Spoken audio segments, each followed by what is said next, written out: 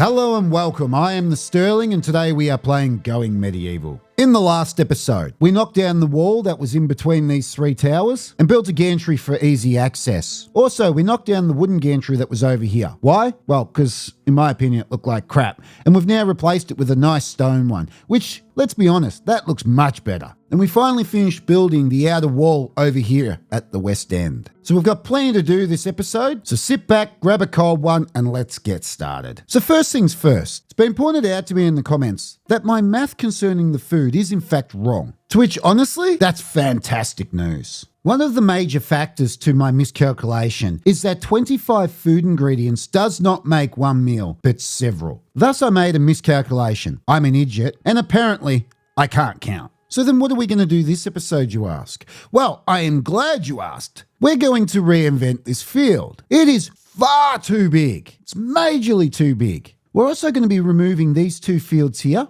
and this little field here. And I'm going to break this field up into several different fields. We'll have 3 small ones down the front as seeders and 3 large ones at the back for food. So the small ones down the bottom will produce the seeds, whilst the bigger ones, as the name suggests, will produce food. So then what are we going to do with this space here, you ask? I don't know. So then you're probably sitting there going, well, Sterling, why was it you were running out of food? And why now are you not running out of food? Well, great question. The first one is, I suspect the reason why I was running out of food is, as I said in a few episodes ago, I've been doing too many major projects and neglecting the necessities such as farming, cooking food, etc., etc. To which, while I was building all this stuff over here, I deliberately took my time to make sure that the main jobs were getting done. And so that sort of answers your second question. That's why we now have food, because people have actually been making food. Go figure. Now, am I 100% convinced that we're out of the woods on this? No. I'm always just one stuff up away from killing the entire settlement, let's be honest. So it's a bit volatile. At any point, I might just completely kill everyone. But isn't that what makes it all exciting though? So I guess the main thing that you got to look at then is go, well, did I build all of this extra space out the front for nothing? And that really is a good question. But I'm not going to dignify that even with an answer. So moving on. So then what am I going to use this space for? Well, I already told you. We're going to move all the animals from this area here and we're going to build major pens over here. Fantastic. There will be cattle, sheep, goats, and then chickens at the end. That means we can knock this chicken pen down. We'll be able to knock these 3 fields down. A lot of these farms here will now be gone because they'll be over here. I'm planning to move this field here somewhere else. Not sure where yet, not sure what I'm going to do, but I am planning on moving what's left of the fields here somewhere else. Never know, might end up over there. Highly doubt it though, it just seems a little too far. Either that, or I might just expand them and make this whole thing a barley field. Don't know. They do like their beer, so could be a possibility. Don't know. We're thinking too far ahead at the moment. And truth be told, the one thing I'm learning is when I think too far ahead, things go wrong. And I'm trying really, really hard to make sure nothing goes wrong this episode. Seriously, for once I need to do an episode where something doesn't go wrong. Now, usually I try not to do anything in winter, as you know. But when ripping up fields and moving fields around and whatnot, I always do prefer to do it through winter because we're not really farming through winter. So it makes it a good time to do it. Well, how big do we actually want the 3 fields at the back? That's the question. Well, at the moment, this field is 28 square blocks wide, which is a bit of an odd number for what I want to do. So the path either side is 2 blocks wide. So I think I'm just going to make it 1 block wide instead of 2. That way it makes this field 30 blocks wide. See? Easy math for me to be able to calculate. 30 divided by 3 is what? Hang on, let me just get a calculator. It's 10 blocks wide a field. Yay!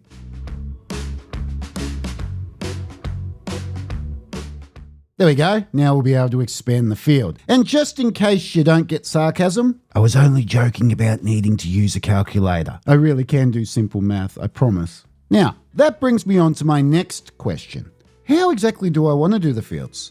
Do I want to make them 10 wide side by side, or do I want to make them 9 wide with a single path in the middle? Then they can walk in between. Not quite sure. Let's shrink this field down.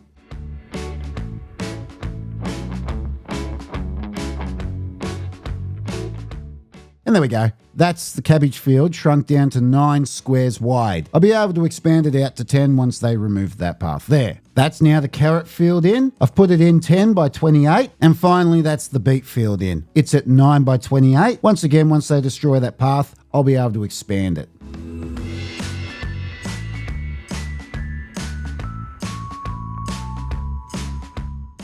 And there we go. That's now the seeding fields put down the bottom. So they're going to be 7 by 10. Though if I do decide to put paths in the middle of the fields, then they'll only be 9 wide, same as these fields here. Haven't quite decided how I'm going to do that yet. I've got these fields set to flowering, which will give a larger amount of seeds. For instance, with the beets, they'll only give 5 beets, but they'll give 5 seeds. Whereas the bigger field is set to ripe.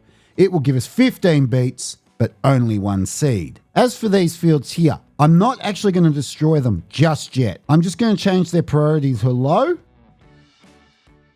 like so. I'll then make all these fields here a higher priority, and that way I can monitor and find out just how things are going. That way, if they're only farming these ones and we've still got plenty of food, then I don't have to worry and I can knock out these other ones down here. But if I do start running out of food, I can go, oh, hang on, there is a miscalculation here, and I can just make these a higher priority. No one's in trouble, everybody gets fed.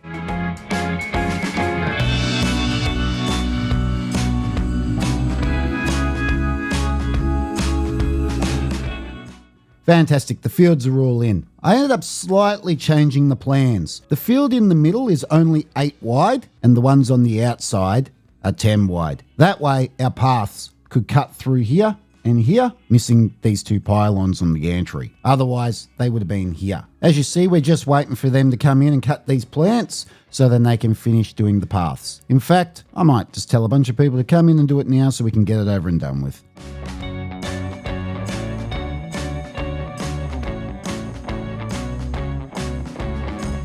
Oh, what's going on over here? I'll have to replace that with soil. I really hope knocking that out, it doesn't make something collapse. Don't see why I have it there. I'm sure if it's important, I'll find out very, very soon. Now let's move on to the next task of this episode. You probably assume it's moving these pens, and you'd be incorrect. The second task for this episode is finding out how the hell a pig got into the castle. And I'm not even joking. He just popped up in the last episode. I have zero idea how he actually got in. Surely he didn't just come strolling through the front gate. I'm not sure exactly how the animals spawn, so I'm not sure if he actually spawned in the castle or if he's entered.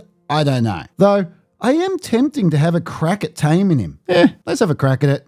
What's the worst that can happen? He says before one of his settlers dies. Now we're on to the third task. Even though I didn't technically finish the second task because I still don't know how he got in here, but the third task is, in fact, building new pens. Now, how do I want to do this? So I do know for a fact I'm going to want a path on the outside of the pens running along the walls. That's a given. That's how I've been doing all this. Now, I'm not sure if I want it 2 wide or 1 wide. I figure I'll do 1 wide now. If it turns out I need more, I can always do it later.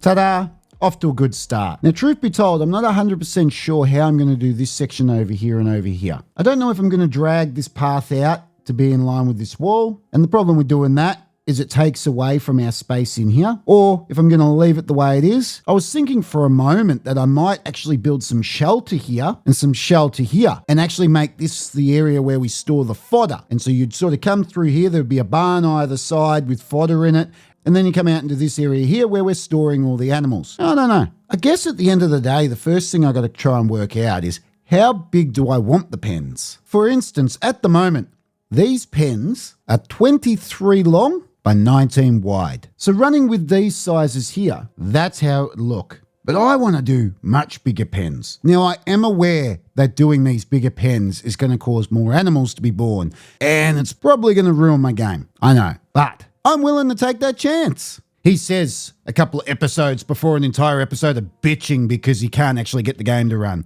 You're big and macho now, aren't you, Sterling, when things are working?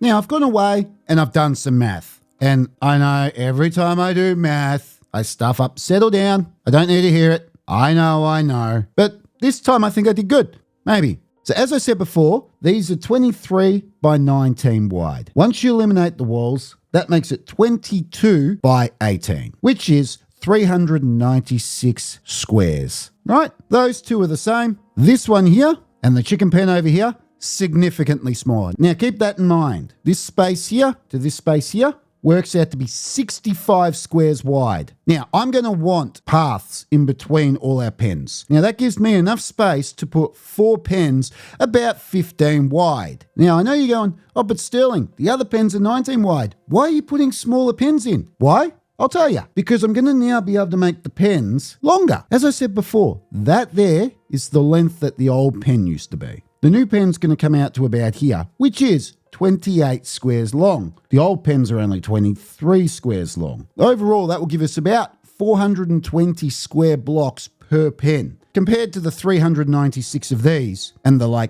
8 there. So overall, this is going to make a hell of a difference when it comes to our food. Unless we are actually successful at taming our pig, and then we're going to need to find a place for him to live. Though I don't know how successful I will be. Never attempted to tame the pigs. This might be cool. I do enjoy a bit of crackling now and then. So let's start planning out these pens.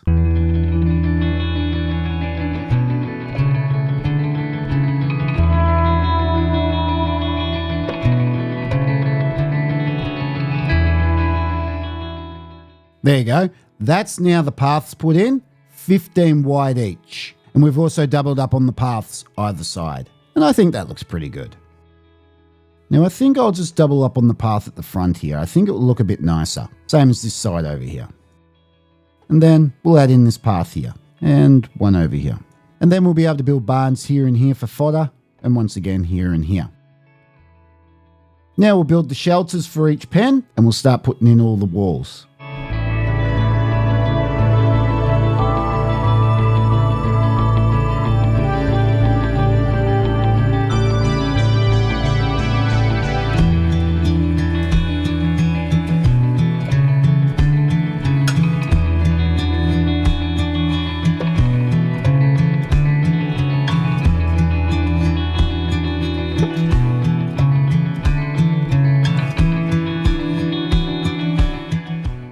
And there we go. That's the 4 pens in. Obviously, this one over here is for cattle. This one's for sheep. That's for goats. And this enclosed one is for the chickens. And someone mentioned in the comments that I should put a barn door on the chicken coop. And so there you go. Barn door on the chicken coop. Then I must admit, I reckon that will look really good. At least it will help protect from all the polecats and other wild animals that seem to keep getting inside my castle. I don't know how much more secure I have to make this damn thing before things stop finding their way inside. I honestly thought the whole point of fortifications were to stop unwanted visitors. But no. Anyway, enough of my bitching. Let's continue. Next, we will have to add the pen markers. So one there, there, and I'll just stick one over here. Or can I put it inside? So if I can put it inside, I'd prefer it. Yes, why don't I just stick it inside? We'll do one there, and there. Done. Now next we're going to have to add the feeding troughs. So we'll have 4 per pen. 1, 2, 3, and 4.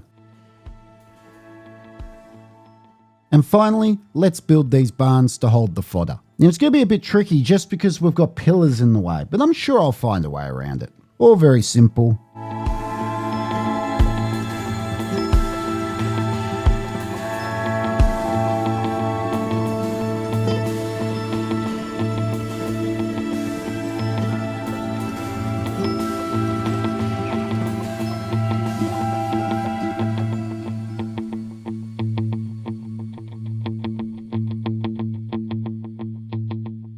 So as you saw, I ran into our old friend, the can't build anything underneath archways dilemma. So what I've done is I've added flooring underneath the archway and then a roof up against it. Now, do I like it? Yeah, I'm not 100% convinced, to be perfectly honest with you. I'm not sure that this is how I'm going to keep it. I do have other options. I could just knock out the archways and then build flat solid walls and then just have a lean-to off the back. Still not 100% convinced. The whole look I'm going for here is I wanted it to look a bit like an afterthought. Like the gantries were there and have been there for a long time. and then they've come along and repurposed that space for fodder. That's sort of the look I'm going for. Hence, you can see the pillars sticking out below and everything. It was sort of that bit of a mixture between new and old. But like I said, I'm still not convinced I like it. But when it's blue, everything looks like crap. So how about we actually build it, then I can have a look, and then decide whether or not to rip it down or not. And there we go. I just quickly added the storage for the fodder. Now let's hit play and let them get to work.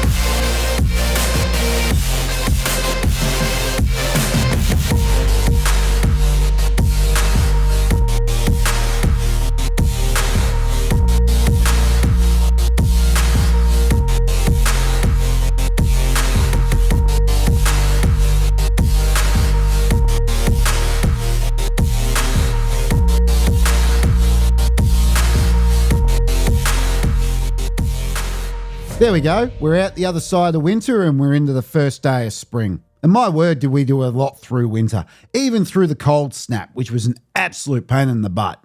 So now all 4 pens are complete. We've got the cattle down here. We've got our sheeps here, goats, and then chickens. And we've teared down the old pens. We now have a nice clean slate to build something else here. Not quite sure what I'm going to put here yet. Still flirting with a few ideas, but I'm sure I can come up with something.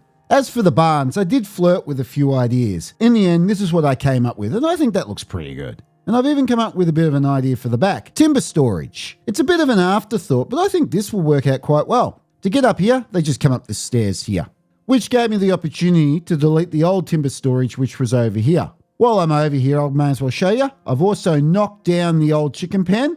I've made this entire field here now barley.